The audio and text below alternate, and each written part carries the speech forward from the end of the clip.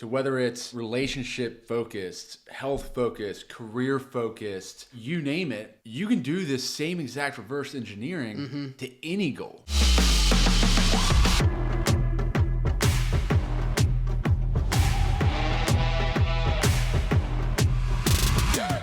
We're sitting here a few months out from the new year, and if you're anything like us, I've already let a goal slip away or have not kept up with it, and I'm not happy about it. We're going to talk about a couple different ways to set goals, reverse engineer what you really want, and also we're going to talk about a timeline. Yeah, Brian, I'm right there with you. And I think when you talk about timeline, I gave myself too much time on this one. I'm going to put this off, but I'm planning on doing a half marathon in July. The 6 months, 7 months of training is too much time. So I've swam once this year. Yeah. It's the piece that I'm worst at. It happens to me, man. I think that's where I get into trouble is I set too many goals, right? And then I want to try to accomplish them all. We have a business to run, multiple kids. Sometimes there's not enough time in the day, right? So, I want to dig in on helping those people that if you're like us and something, you set a goal at the beginning of the year, January is always a great time to set that goal.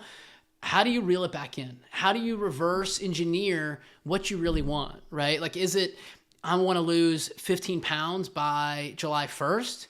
Okay, well, let's get back on track. How do we reverse engineer that to get what you want? Yeah, I think everyone, I know Andy Frisella is a huge advocate for this, but we are obligated to be the best versions of ourselves. I don't think everyone has to necessarily be cutthroat, like gung-ho about blowing it out of the water, but it is extremely important to have goals. Yeah. If you don't have any goals, I genuinely feel sorry for you, because what are you actually striving for? Or like, are we just going through the motions, waking up each day and then going to bed? Like, what's the point of it? So setting goals is in direct correlation with someone's, health, success, relationships. Give me some insight, give our audience some insight on how you can set a goal and then back that down into small attainable steps to increase your likelihood of achieving it. We tried to look up some of the stats, prior to this show, and we couldn't find a ton of data on, Well, there's a lot. There is, yeah. Right? And we couldn't, is it 50% if you write it down or 65% if you tell a friend? Like, there's a lot of data out there, right? There's a lot of statistics. One thing I know to be true is, the reverse engineering process, right? And I'm going to take an example, me and my wife. We have 4 kids. We have both work full time. This is an area where, coming up on 2024, we wanted to spend more engaged time together. So what does that look like, right? Okay, set a timeline, July 1st, we wanted to hang out or, spend engaged time together at least once per week, right? So Thursday night, that's our date night, right? And what we've done is, and anybody can do, whatever. You can go for a hike or a bike ride, or if you like to, exercise together, whatever that looks like, right? So one thing that we're doing is we set a night.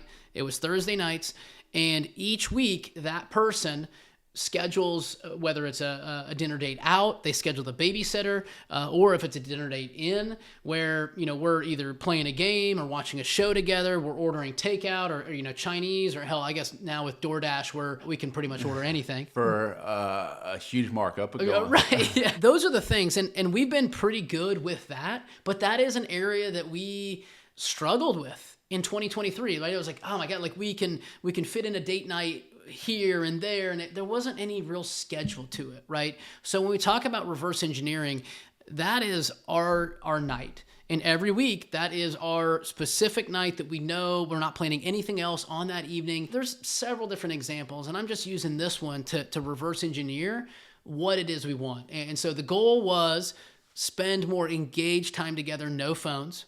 And this is the action that we're doing towards that. No, I love it. And to break it down a little bit more, what is the goal? Spend more time. What is that in regards to your relationship, your marriage? So whether it's relationship focused, health focused, career focused, you name it, you can do this same exact reverse engineering to any goal. Yeah. Correct? Right. No, for sure. And I think, like, let's just take, for example, the fitness. If I'm a person and say I'm, 30 pounds overweight, and I want to lose 30 pounds, I think people get too generic or too general. Oh, I think I want, and the conversation I think goes like this, right? It's like, I want to lose like 20 or 30 pounds. Like you have to be specific, right? Like you're giving yourself too much leeway. When you're reverse engineering, just like, with the diet or the exercise, or you want to lose 30 pounds by a specific date, you have to have the ability to give up certain things, whether that's giving up fast food or, saying no to a Saturday night get together with your buddies. We're going to crush, 10 beers. And then Sunday morning, you're going to go out and grab Chipotle, which is like 2,000 calories, right? So having the ability to say no to some of those things on the front end, because you want to reach that goal by that specific date. I talked a little bit about timing, man, but like how important do you think like the time side of it is? Whatever goal you're setting, when do you want to achieve that by? Career-wise, it's easy. If you break it down weekly, daily, quarterly, monthly, whatever it may be. So like that's going to be your timing. By the end of X months, we want to achieve this goal. Yeah. So that's easy. The personal goals often get neglected because you get consumed in whatever consumes majority of your life. So when you're setting personal goals or career goals, whatever it may be, have a set goal and when you want to achieve that by. Make sure it's realistic, but I would also encourage you to set unrealistic goals. Yeah. Because that's how you really continue to win and set yourself apart from everyone else, is by hammering home the unrealistic goals. So set a date. What is the objective? What's the goal? We mentioned the 30 pounds because it's an easy example, but 30 pounds in 3 months. Yep. Okay, now let's break that down. That means I need to lose 10 pounds per month for the next 3 months. Yep. Break that down a little bit more. What activities do you need to do daily and weekly to get to that point? Sure. And here's where people screw up.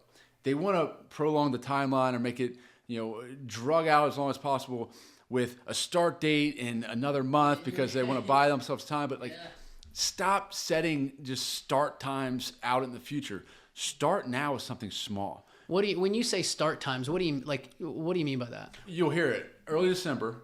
You'll hear everyone talk about their New Year's resolutions, where I'm going to start January 1st. Yeah. Drinking a ton of alcohol, but I'm going to stop drinking January 1st. Yeah. Well, if you're drinking a ton of alcohol, just stop now. Right. How about your start date? Today's the day, is man. Now. Yeah. In terms of timing, like if your goal is to lose 30 pounds in 3 months and you break that down, I'm going to walk 1 mile a day. I'm going to cut out the unhealthy food that I've been consuming. And I'm going to tell my wife that I'm committing to walking 1 mile per day. I'm cutting out the fast food, the Coke, the unhealthy processed foods that I've been consuming. And I would like for you to go on a walk with me 3 days a week. Love it. Like an accountability partner. I feel like I know we were talking about the statistics a little bit earlier. What were some of them? If you tell you're 60 to 70% more likely to achieve a goal if you tell the right people. Right. In your situation, telling your wife. In my 30-pound example, I told my wife because we trust them to hold us accountable to achieve those goals. Love it. Also, Wednesday rolls around and I'm on the couch eating potato chips. Yeah. My wife is going to say, "How was your walk? What are you snacking on there?" Yeah. And she is going to hold me accountable to my goals. So breaking it down into smaller attainable goals to reach that bigger goal, that's how you win. Yeah. I do have one question to that, man. What if the chips are Ruffles? Sour cream cheddar? Yo, it's so good. I need to get that. You need to get that.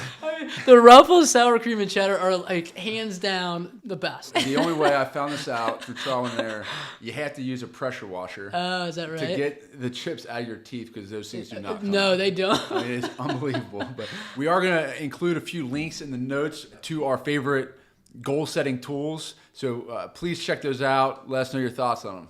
Yeah, and if you need help setting goals or getting help with the reverse engineering side of it, even if you're in logistics sales or logistics brokerage, or if you're part of an asset-based company, DM us on LinkedIn. We'd love to help out and share, what we can. But you're going to want to come up with a contract that not only deals with all the legal things that you're going to be required to make sure the carrier does, like have its insurance, safety rating, comply with laws, CARB, the list goes on and on and on. But you're going to want to make sure you address things that maybe a document off the internet hasn't thought about.